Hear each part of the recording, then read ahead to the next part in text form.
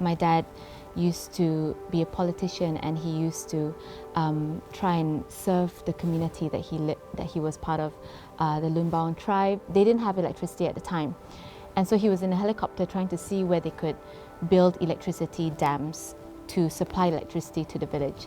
And that day he was in a helicopter accident, and we were told that the helicopter hadn't been found. And so for 16 days, the helicopter was missing. Search and rescue parties were going out every day trying to look for them. I remember hearing the news as a 16-year-old.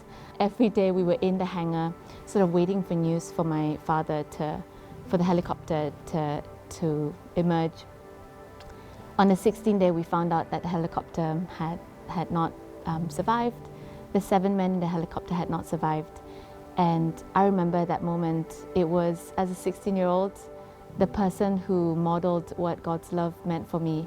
I think it was one of those moments where I will never forget, because here is the person who I looked up to as my role model, and I found out that he was no longer there. And I remember a lot of people coming around us during that time. One of them was my aunt.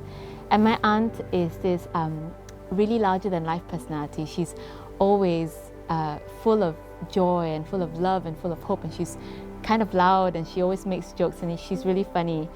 And in that moment when we had just received the news, my aunt drove the car and she said, "All right, I'm gonna get you guys back home so you can get to your sisters." And my aunt, who's normally this larger-than-life personality, in the car was just a quiet presence.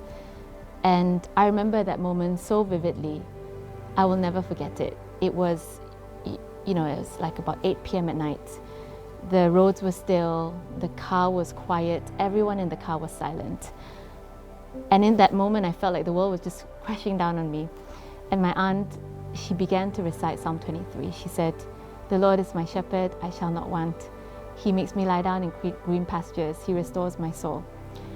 And in that moment, as she was reciting that psalm, I just felt the peace of God in a way that I'd never felt before. What was a moment that was, my world coming crashing down?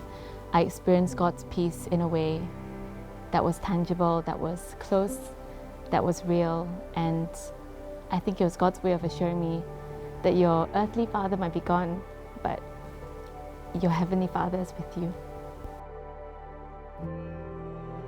Thanks so much for watching. You might be aware that Stream Studio is a crowd-funded non-profit, and if you'd be interested to see more videos like the one you've just watched, perhaps you'd consider a small monthly donation.